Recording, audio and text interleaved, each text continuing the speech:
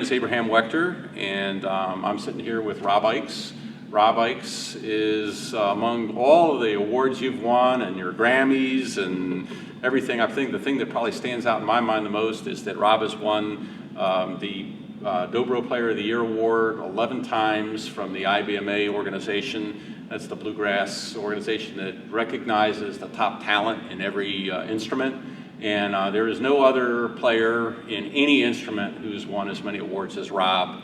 Rob is pretty much first call guy in Nashville for Resonator guitar, and has recorded and played with everybody in bluegrass music. And actually now you're playing with Michael Alvey, is that right? Yeah, I've done a pianist. You're doing some jazz work. Yeah, my latest record is called Road Song, and it takes the dobro and it does primarily jazz material on the album. And I love the way the piano and the dobro sound together. So that's been a fun project. So Rob is branching out beyond bluegrass music as well, and so. I guess I want to start out by just focusing on your guitar, and it's a Scheerhorn model guitar.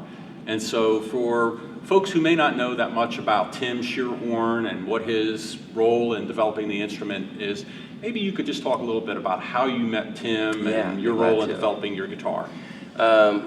When I started playing, you had very few options as far as what kind of dobro or resonator guitar you could play. In the late 80s, I was still living in California, and I was playing a concert with the band. We were opening for a group called The Seldom Seen, which is a great bluegrass band, and Mike Aldridge plays dobro in that band, and he's one of the greats on the instrument. And anyway, we got to talking, and he told me about this guy who he had just met, who was building resonator guitars from Michigan, and that they're fabulous guitars, and I should really look into him. And so he gave me his phone number and address, and it was Tim Scheerhorn, and then I called Tim up. This is probably in 90 or 89. Sure. And I was going to college at that time, and Tim sent me photos and a cassette tape of him playing one of his guitars. And of course, all his guitars are just beautiful. He was using curly maple, he was the first guy to do that for a dobro. And it was, and it sounded great, but I wanted to play one, before I really, sent the money to him and said, yeah, build me one. And so a few months later, a friend of mine, Sally Van Meter, who's a great player from out there, she got one, and I think she had number 3, the third one that Tim built. And I met her at a festival and played it and just fell in love and just said, I got to get one of these. And I called Tim on Monday. And I've been playing his guitars ever since. So yeah, that was in '89. And again, he was the first guy. He really did a lot of new design things and brought the volume and the low end of the guitar out.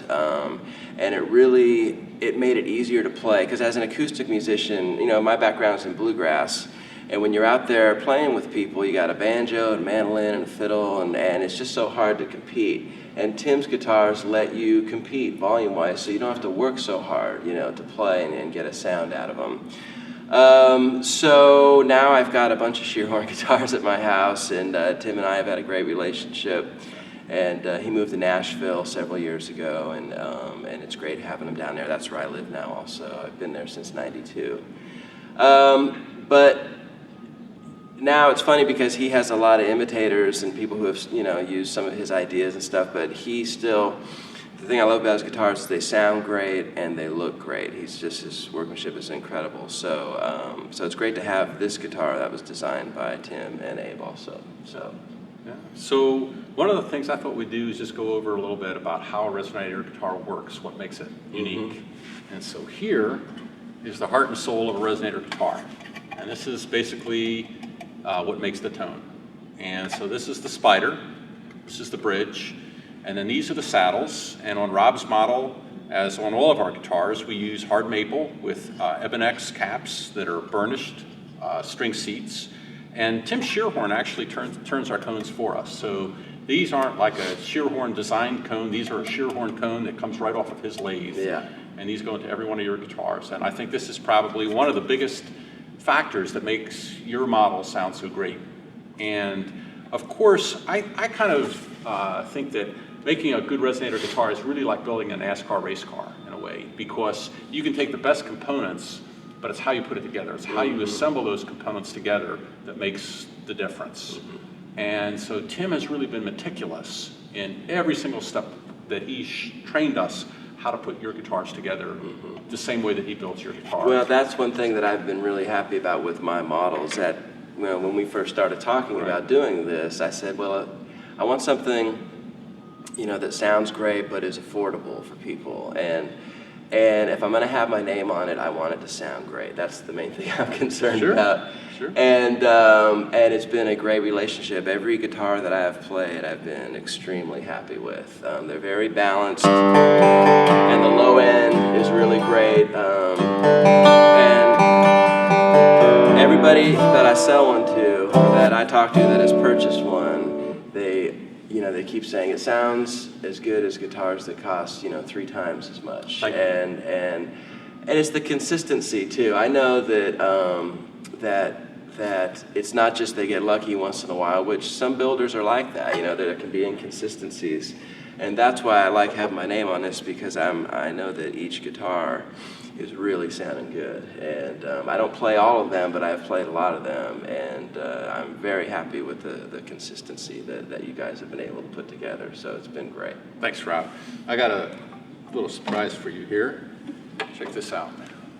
So there is the inside of one of your guitars. All right. And so you can see, I don't know if you can get in there with a camera and take a look at that, but this basically shows what is unique about your model, because most of our guitars do not have the open screenless rings.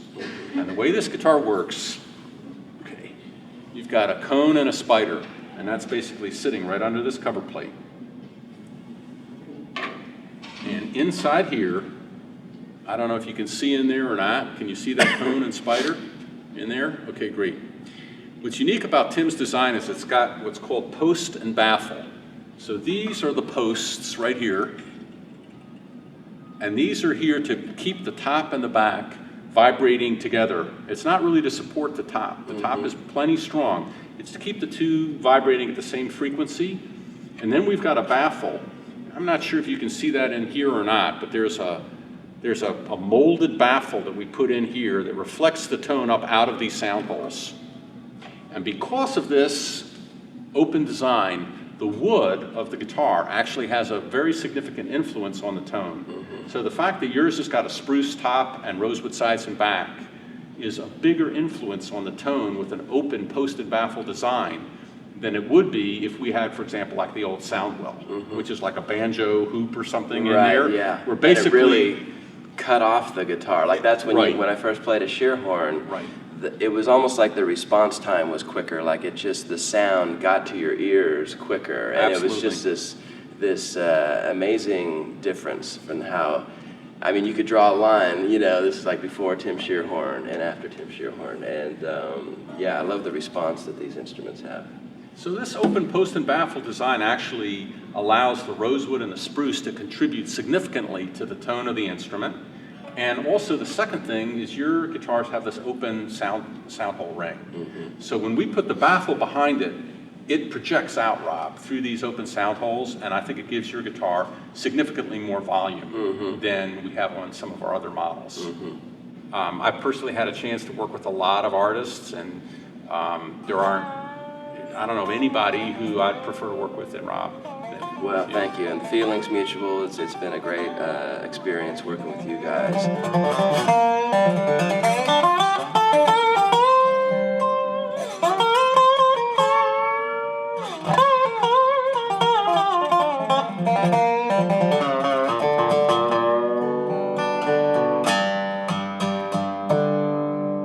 Hey Rob, can you show me how to do that? Yeah, you got Okay. it.